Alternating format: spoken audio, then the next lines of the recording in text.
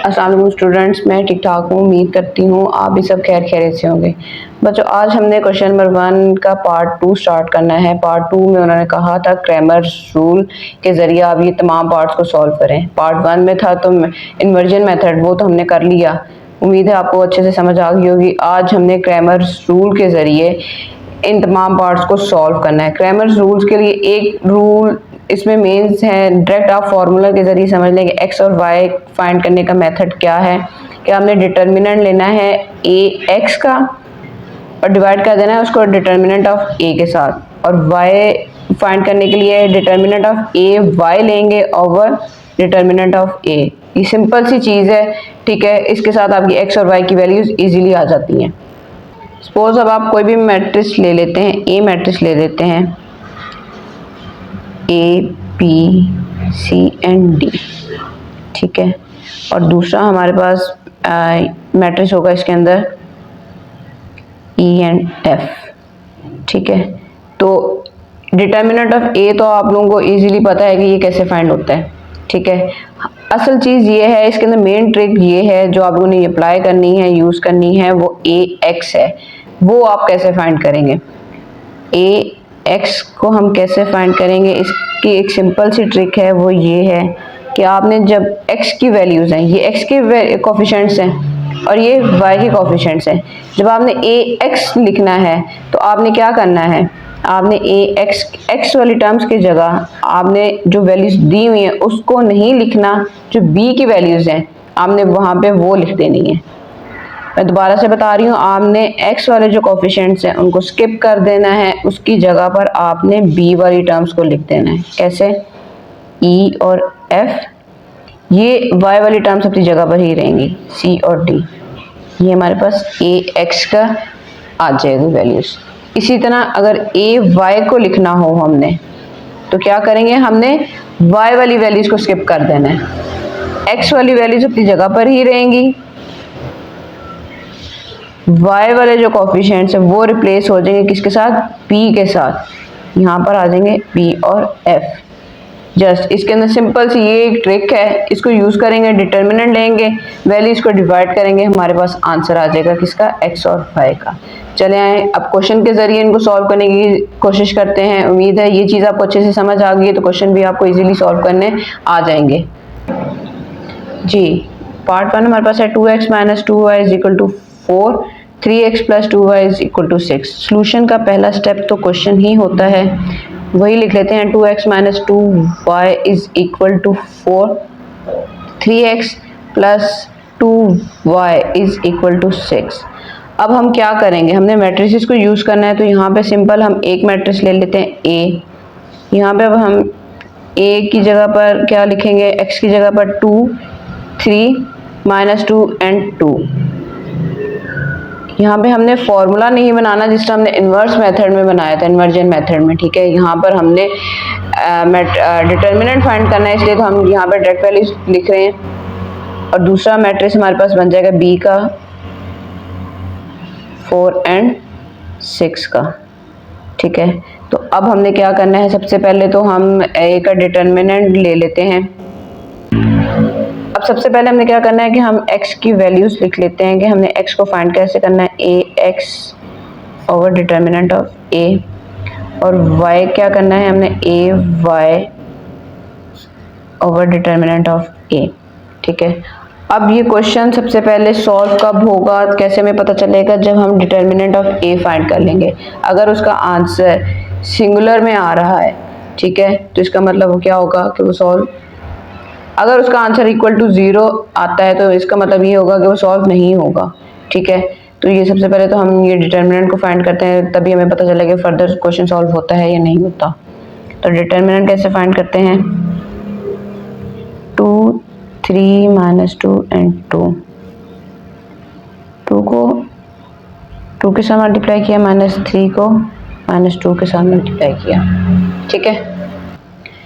2 2 ज़ा 4, minus minus हो गया प्लस, 3 2 ज़ा 6, और ये आंसर आ गया है 10, जो कि नॉन सिंगुलर है, ठीक है, या नॉट इक्वल टू 0 है, ठीक है। So the solution is possible. ठीक है, तो हम आगे क्या करेंगे? So the solution is possible, determinant of is not equal to, determinant of A is not equal to 0, ये 0 है, थीटा नहीं है। ठीक है, अब बच्चों अब हमने क्या करना है, ए एक्स की वैल्यू फाइंड करनी है, उसका डिटर्मिनेंट लेना है, फिर ए वाई की वैल्यू लेनी है, उसका डिटर्मिनेंट लेकर डिवाइड करके वैल्यूज फाइंड करनी है एक्स और वाई की। तो ए एक्स का डिटर्मिनेंट फाइंड करने के लिए क्या करेंगे हम? मैंने बताया था जो एक्स वाले कोफिशिएंट्स हैं उनको आपने नहीं लिखना, ठीक है, उसकी जगह आपने कौन सी वैल्यूज को लिख देना है? जो कांस्टेंट टर्म की है।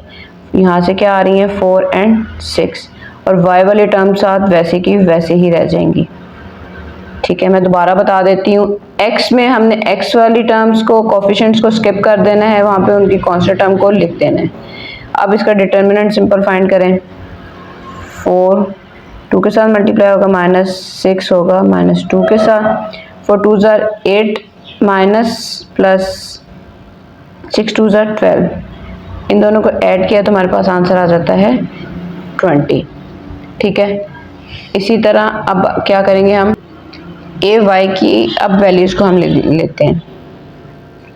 ए ऑफ वाई कैसे determinant of A of Y आएगा कि एक्स की वैल्यूज तो वैसे की वैसे ही रहेंगी 2 और 3, वाई वाले कोफिशिएंट्स को हमें रिप्लेस कर देना है कांस्टेंट टर्म के साथ 4 और 6।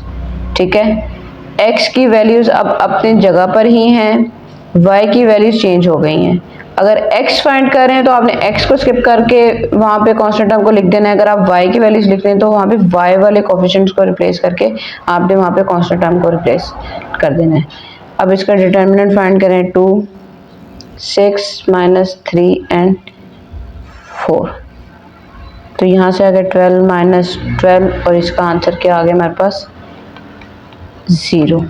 ठीक है, x की वैल्यू फाइंड करने के लिए क्या फॉर्मूला था, a x divided by determinant of a, तो हमारे पास इसकी वैल्यू क्या आई है 20 divided by determinant of a की वैल्यू क्या थी हमारे पास 10, तो 10 के टेबल में 20 आता है, जी बिल्कुल 20 आता है, तो x की वैल्यू हमारे पास क्या आ गई है 2 आ गई है। इसी तरह अगर हम y को लें, determinant of A Y over determinant of A is equal to, यहाँ से 0 10, तो यहाँ से हमारे पास y की वैल्यू क्या आ गई है 0 आ गई है। ठीक है, और यही हमारा पार्ट 1 कंप्लीट हो गया। बहुत इजी, बहुत सिंपल क्वेश्चन है बच्चों, बस आप लोगों को ए एक्स और ए वाई की अगर वैल्यू लिखनी आ गई है तो आपके लिए कुछ भी नहीं है, सिंपल डिटर्मिनेंट लेना है, डिवाइड करना है, आंसर आ जाएगा। चलें पार्ट 2 की तरफ चलते हैं। जी, पार्ट 2 दिया हुआ है हमारे पास, 2x + y = 3, 6x + 5y = 1। Solution का पहला स्टेप तो एज इट इज क्वेश्चन ही रिपीट हो जाता है, 2x + y = 3, 6x + 5y = 1। अब क्या करेंगे, हमने लिख लेने हैं मैट्रिसेस। ए मैट्रिक्स हमारे पास क्या बन रहा है, x के कोफिशिएंट है हमारे पास 2 और 6, y के कोफिशिएंट हमारे पास जिसके साथ कुछ नहीं होता उसके साथ 1 होता है, 1 और 5, और दूसरा मैट्रिक्स हमारे पास बन रहा है b 3 और 1। ठीक है, तो सबसे पहले अब फॉर्मूला क्या बन रहा है हमारे पास, x = determinant of A X over determinant of a, और y के लिए क्या बन रहा है a y over determinant of a। तो सबसे पहले तो हम डिटर्मिनेंट ऑफ a फाइंड कर लेते हैं। ठीक है, अब डिटर्मिनेंट ऑफ a फाइंड करने के लिए a मैट्रिक्स ले लेते हैं, 2 6 1 और 5। कैसे फाइंड होगा, 2 को किया 5 के साथ मल्टीप्लाई, -6 को किया 1 के साथ मल्टीप्लाई, 2 5 ज़ार 10, -6 1 ज़ार 6, आंसर क्या आ गया है 4 आ गया है। ठीक है, जो कि नॉट इक्वल टू 0 है। सो सोल्यूशन इज पॉसिबल, क्यों determinant is not equal to 0। ठीक है, अब हम क्या करेंगे, ए एक्स का डिटर्मिनेंट फाइंड करते हैं, ए वाई का डिटर्मिनेंट फाइंड करते हैं, वैल्यूज को पुट करते हैं और आंसर्स लेकर आते हैं। जी, डिटर्मिनेंट ऑफ ए एक्स कैसे लिखेंगे हम, जी ऐसे लिखेंगे कि हम क्या करेंगे, एक्स वाली टर्म्स को रिप्लेस कर देंगे किसके साथ, कांस्टेंट टर्म के साथ, 3 1। वाई वाली टर्म्स अपनी जगह पर ही रहेंगी। अब इनका क्या करेंगे हम, डिटर्मिनेंट फाइंड कर लेंगे। 3 को किया 5 के साथ मल्टीप्लाई, 1 को किया 1 के साथ multiply. 15 minus 1 is equal to 14। ठीक है, नेक्स्ट ए वाई फाइंड करना है। अब तो कैसे करेंगे, एक्स वाली टर्म अपनी जगह पर ही रहेंगी, ठीक है, वाई वाली टर्म सब चेंज हो जाएंगी। तो एक्स वाली टर्म क्या है हमारे पास 2 और 6, और वाई वाली टर्म क्या आ रही है हमारे पास अब 3 और 1 आ रही हैं। अब हमने 1 5 नहीं लिखना, अब उसकी जगह हमने क्या लिखना है, 3 और 1 लिखना है। अब इनका लेना है डिटर्मिनेंट। डिटर्मिनेंट का मेथड आपको पता है, क्रॉस मल्टीप्लाई करके बीच में माइनस साइन अप्लाई करके सॉल्व कर लेते हैं। 2 1 are 2, -6 3 are 18। जी, इन दोनों को सॉल्व किया तो हमारे पास क्या आंसर आ गया है, -16। अब सिंपल हम वैल्यूज को फॉर्मूले के अंदर पुट करते हैं। x is equal to A X over determinant of a। इसकी वैल्यू हमारे पास आई थी 14 divided by determinant of a की वैल्यू हमारे पास क्या आई थी, -4।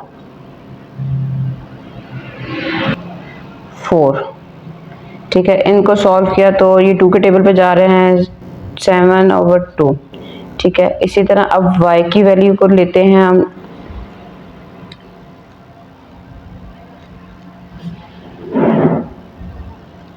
-16 divided by 4 is equal to -4। x की वैल्यू आ गई हमारे पास 7/2, y की वैल्यू आ गई है -4, और यही हमारा आंसर है। Simple and easy. ठीक है, उम्मीद है ये बहुत अच्छे से बच्चों आपको 2 पार्ट्स करवा दिए, समझ आ गई होगी। पार्ट 3 की तरफ चलते हैं। जी बच्चों, पार्ट 3 हमारे पास दिया है 4x + 2y is equal to 8, 3x - y is equal to -1। Solution का पहला स्टेप तो क्वेश्चन ही होता है, 4x + 2y is equal to 8, 3x - y is equal to -1। ठीक है, यहाँ से a का मैट्रिक्स अब क्या बनेगा हमारे पास, 4 और 3, और y के कोफिशिएंट्स क्या है हमारे पास, 2 और -1, और b का मैट्रिक्स हमारे पास क्या बन रहा है, 8 और -1। हमने फाइंड क्या करना है, x और y की वैल्यूज को। x is equal to determinant of a x over determinant of a, and y की वैल्यू क्या होती है, determinant of a y over determinant of a। सबसे पहले तो अब हम क्या फाइंड करेंगे, डिटर्मिनेंट ऑफ a, क्या ये सॉल्यूशन पॉसिबल है या नहीं है। तो डिटर्मिनेंट ऑफ a हमारे पास क्या है, 4 3 2 और -1।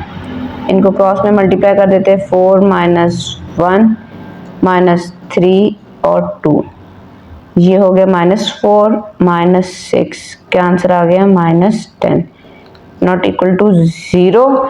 ठीक है, तो इसका मतलब क्या है कि इसका सॉल्यूशन पॉसिबल है। So solution is possible as determinant of a is not equal to 0। अब हम क्या करेंगे, ये दोनों वैल्यूज फाइंड करेंगे, डिवाइड करेंगे और आंसर लेकर आएंगे। जी बच्चों, डिटर्मिनेंट ऑफ a x हम किस तरह लिखेंगे, x वाली टर्म्स को स्किप कर दें। ठीक है, उसकी जगह क्या लिख देने हैं, कांस्टेंट टर्म्स, 8 -1, y वाली वैल्यूज अपनी जगह पर रहेंगी।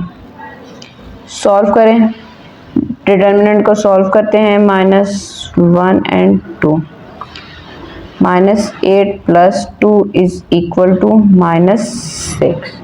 ठीक है, ये चीज़ होगी। अब इसी तरह क्या करेंगे हम, डिटर्मिनेंट ऑफ y फाइंड करने के लिए, अच्छा अब क्या करेंगे, a y का डिटर्मिनेंट फाइंड करने के लिए क्या करेंगे, x वाली टर्म्स को वैसे ही रहने देंगे, 4 और 3, और y वाली टर्म्स को चेंज कर देंगे, किसके साथ, b के साथ, कांस्टेंट टर्म्स जो उसकी हैं। ठीक है, ये लिख लिया। अब इसका डिटर्मिनेंट फाइंड कर लेते हैं, क्या आ रहा है, 4 - 1 -3 8, -4 -3 8 are 24। ठीक है, इन दोनों को सॉल्व किया तो हमारे पास क्या आंसर आ जाएगा, -28। सिंपल, ये दोनों वैल्यूज को हम फॉर्मूले के अंदर पुट करते हैं। x की वैल्यू है determinant of a x over determinant of A is equal to, यहाँ से ए एक्स की वैल्यू हमारे पास क्या आ रही है -6 और डिटर्मिनेंट ऑफ ए हमारे पास आया था -10।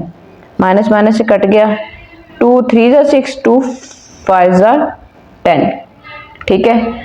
और हमारे पास y की वैल्यू फाइंड करने के लिए determinant of A Y over determinant of a किया तो ए वाई की वैल्यू हमारे पास आ रही थी -28 ओवर -10, ये दोनों आपस में कट गई।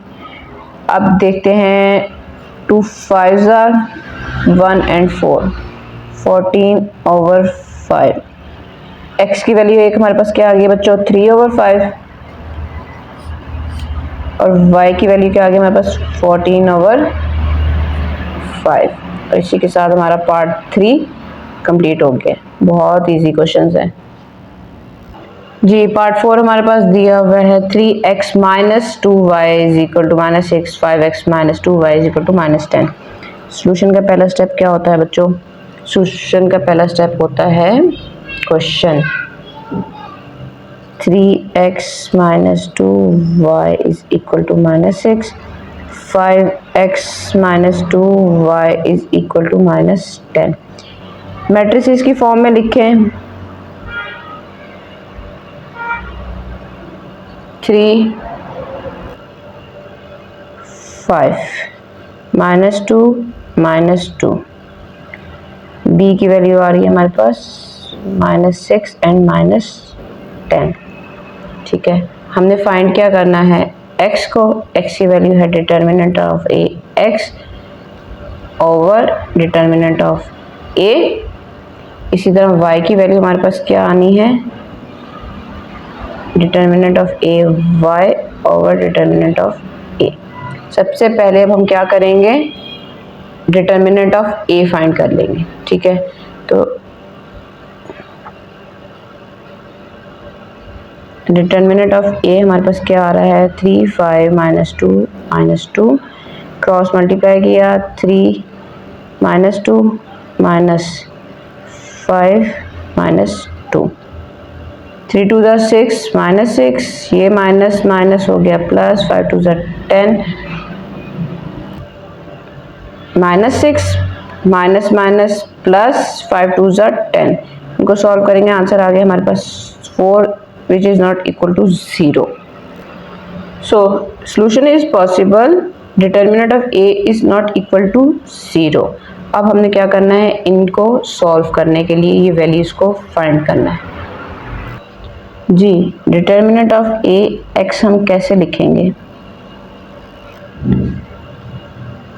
x की वैल्यूज को स्किप करके वहाँ पे क्या लिखेंगे b मैट्रिक्स की वैल्यूज को -6 -10, ये वैल्यूज एज इट इज रह जाएंगी। अब क्या करेंगे इनको सॉल्व करेंगे -6 -2 डिटर्मिनेंट के फॉर्मूले के अकॉर्डिंग इनको सॉल्व करेंगे, ठीक है। 6 2 ज़ा 12 माइनस माइनस से कट गया, ये माइनस से कट गया तो -20 आ जाएगा, ठीक है। 20 में से 12 गए तो हमारे पास क्या आंसर आता है -8 आता है। इसी तरह अब अगर हमने a y को फाइंड करना है तो क्या करेंगे हम y की टर्म्स को स्किप कर देंगे, उसकी जगह क्या लिख देंगे ये वाली टर्म्स लिख देंगे। तो x की वैल्यूज वैसे की वैसी ही आ गई -6 -10, ठीक है। अब इसका क्या कर लेंगे डिटर्मिनेंट ले लेंगे 3 मल्टीप्लाई क्रॉस मल्टीप्लाई -5 को किया -6 के साथ, ये हो गया -30 माइनस प्लस 30 और आंसर क्या आ गया 0 आ गया। सिंपल। अब इन वैल्यूज को हमने फॉर्मूले के अंदर पुट करना है और x और y की वैल्यूज को लेकर आना है। फॉर्मूला हमारे पास है x is equal to determinant of a x over determinant of a। x की वैल्यूज हमारे पास आई -8 और डिटर्मिनेंट ऑफ a आया था हमारे 4, तो यहाँ से हमारे पास आंसर आ गया -2 कटिंग करने से। y की वैल्यू है determinant of a y over determinant of a is equal to 0 over 4, answer आ गया 0। सिंपल। x का आंसर है -2 और y का आंसर है 0, ठीक है। और यही हमारा क्वेश्चन सॉल्व होता है। जी बच्चों पार्ट 5 है 3x minus 2y is equal to 4 minus 6x plus 4y is equal to 7। Solution का पहला स्टेप क्वेश्चन ही है, minus 6x plus 4y is equal to 7। इनको मैट्रिक्स फॉर्म में लिख दें, a is equal to 3 minus 6 minus 2 4, और b matrix यहाँ से क्या बन रहा है हमारे पास 4 एंड 7। ठीक है, अब सबसे पहले हम क्या करेंगे, x की वैल्यूज क्या है हमारे पास, determinant of a x over determinant of a, y के लिए क्या बनता है determinant of a y over determinant of a। अब ये मैं मार्कर के साथ इसलिए नहीं लेटर से लिख रही हूँ क्योंकि ये क्वेश्चन का एक्चुअल हिस्सा ही है, ये आप लोगों ने ऐसे ही लिखना है। ठीक है, आप लोगों ने हाईलाइट नहीं करके इनको लिखना। तो अब सबसे पहले तो हम डिटर्मिनेंट ऑफ a फाइंड कर लेते हैं ताकि हमें पता चल सके फर्दर क्वेश्चन सॉल्व होगा कि नहीं होगा। 3 minus 6 minus 2 and 4, 3 4 minus minus 2 and minus 6, 3 4 ज़ा 12 माइनस ये माइनस माइनस से कट गया, 2 6 ज़ा 12, आंसर क्या आ गया हमारे पास 0। तो सॉल्यूशन तो फर्दर पॉसिबल नहीं है क्योंकि हमारे डिटर्मिनेंट में डिवीजन में क्या आ गया 0 आ गया। ठीक है, तो ये क्वेश्चन यहीं पे स्टॉप करते हैं हम। So solution is not possible as determinant of a is equal to 0। ठीक है, तो इसके साथ ये हमारा क्वेश्चन सॉल्व नहीं हो सकता, इसलिए इस क्वेश्चन को हमें यहीं पे रोकना होगा। जी बच्चों ये पार्ट 6 है। ठीक है, पार्ट 6 हमारे पास दिया है 4x plus Y is equal to 9, 3x minus Y is equal to minus 5। Solution का पहला स्टेप क्वेश्चन ही होता है, plus Y is equal to 9 minus 3x minus Y is equal to minus 5। ठीक है, तो डिटर्मिनेंट की फॉर्म में मैट्रिक्स फॉर्म में लिखने के लिए 4 माइनस 3, x के कोफिशिएंट्स को लिख लिया, y के कोफिशिएंट्स को लिख लिया, माइनस 1 जिसके साथ कुछ नहीं है उसके साथ माइनस साइन है, इसके साथ 1 है, इसके साथ माइनस 1 है, और b मैट्रिक्स हमारा क्या बन रहा है 9 एंड 5 माइनस 5। अब क्या करेंगे हमने क्या करना है x की वैल्यू फाइंड करने के लिए डिटर्मिनेंट ऑफ a और y की वैल्यू फाइंड करने के लिए determinant of a y over determinant of a। ठीक है, तो ये चीज़ें कब फाइंड हो सकती हैं जब हमारे पास डिटर्मिनेंट की वैल्यू हो किसी नंबर की फॉर्म में। तो चलिए यहाँ सबसे पहले तो डिटर्मिनेंट को फाइंड कर लेते हैं, 4 माइनस 3 1 माइनस 1, इसको क्रॉस मल्टीप्लाई करें तो हमारे पास वैल्यू क्या आ रही है 4 minus 1 minus 3 1 minus 4 minus plus 3, तो यहाँ से आंसर हमारे पास क्या आ रहा है -1 which is not equal to 0। So solution is possible, determinant of a is not equal to 0। ठीक है, अब सॉल्यूशन हमारे पास पॉसिबल है, इसलिए हम क्या करेंगे ax की वैल्यूज फाइंड करते हैं, डिटर्मिनेंट लेते हैं, ay का डिटर्मिनेंट लेते हैं। चलें, तो ax को हम लिखेंगे कैसे, सबसे पहले x वाली टर्म्स को स्किप कर देना है, उसकी जगह क्या लिखना है हमने b वाली वैल्यूज को, 9 माइनस 5, y वाली टर्म्स अपनी जगह पर ही रहेंगी, इनका ले लेते हैं डिटर्मिनेंट। 9 को किया -1 के साथ मल्टीप्लाई, माइनस 5 को किया 1 के साथ, -9 माइनस माइनस प्लस 5, तो यहाँ से आंसर क्या आ जाएगा -4 आ जाएगा। इसी तरह a y को लेते हैं, अब y के लिए क्या करेंगे, y वाली टर्म्स को स्किप कर देंगे। ठीक है, x वाली टर्म्स अपनी जगह पर ही रहेंगी, 4 माइनस 3, अब इसकी जगह पे क्या लिखेंगे, ये वाली दोनों वैल्यूज लिख लेंगे। अब इनको क्रॉस मल्टीप्लाई करें, डिटर्मिनेंट को फाइंड करें, 4 5 से और -3 9 से, यहाँ से ये हो गया -20, ये माइनस माइनस प्लस हो गया, 9 3 ज़ा 27, इन दोनों को सॉल्व किया तो हमारे पास आंसर आ रहा है 7। अब क्या करेंगे, वैल्यूज को सिंपली फॉर्मूले के अंदर पुट करते हैं, determinant of a x over determinant of a तो डिटर्मिनेंट ऑफ ए एक्स की वैल्यू हमारे पास आ रही है -4 और डिटर्मिनेंट की वैल्यू हमारे पास आई है -1। तो ये माइनस माइनस से कट गया तो सिंपल हमारे पास 4 रह गया। ऐसे y की वैल्यू फाइंड करने के लिए determinant of A y over determinant of A Y की वैल्यू हमारे पास है 7 डिवाइडेड बाय -1, तो ये हो गया -7। ठीक है, x की वैल्यू हमारे पास आ गई 4 और y की वैल्यू आ गई है -7। इसी के साथ बच्चों ये क्वेश्चन का पार्ट नंबर 6 कंप्लीट होता है। पार्ट 7 हमारे पास दिया हुआ 2x - 2y = 4 -5x - 2y = 10। Solution का पहला स्टेप क्या होता है? सॉल्यूशन का स्टेप बच्चों क्वेश्चन ही होता है 2x - 2y = 4 -5x - 2y = -10।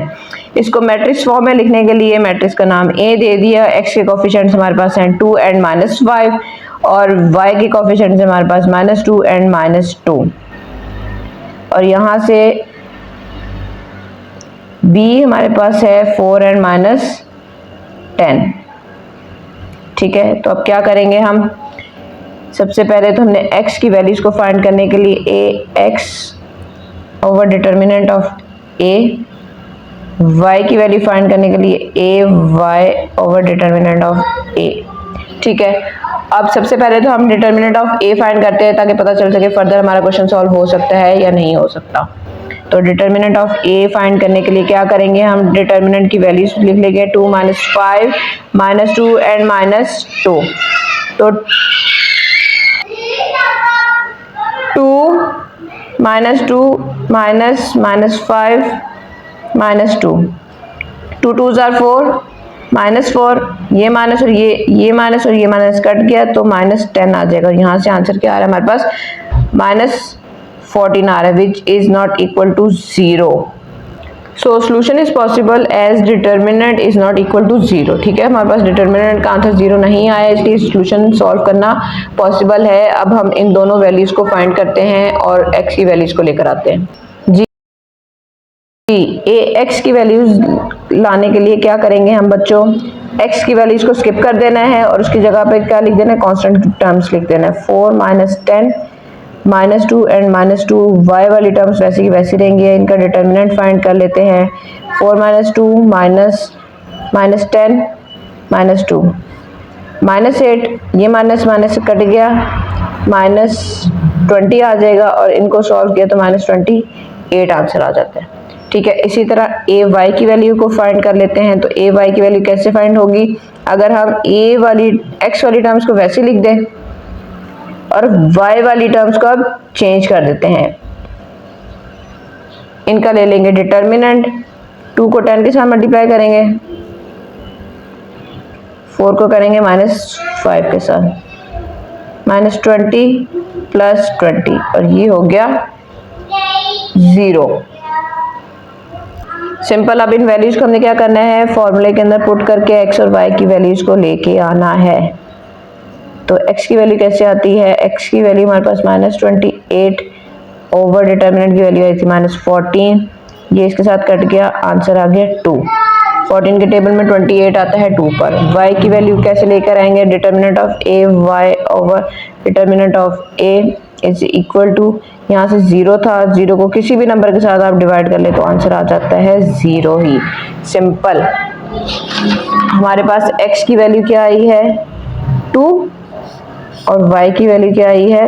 0। इसी के साथ पार्ट 7 भी कंप्लीट होता है। जी बच्चों, पार्ट 8 हमारे पास दिया हुआ 3x - 4y = 4, 2 + 2y = 8। सॉल्यूशन का पहला स्टेप क्या होता है?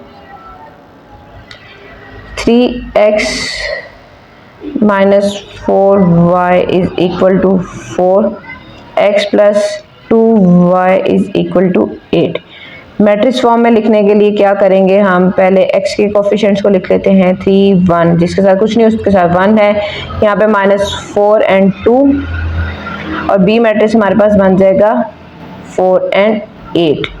x की वैल्यूज को फाइंड करने के लिए क्या फॉर्मूला होता है? x = determinant of a x over determinant of a और y का डिटर्मिनेंट क्या होता है, ए वाई ओवर डिटर्मिनेंट ऑफ ए। अब क्वेश्चन पॉसिबल है या नहीं है ये कैसे पता चलेगा जब तक हम डिटर्मिनेंट ऑफ ए फाइंड नहीं कर लेते। तो वो कैसे होगा, 3 1 -4 एंड 2, क्रॉस मल्टीप्लाई करें इनको,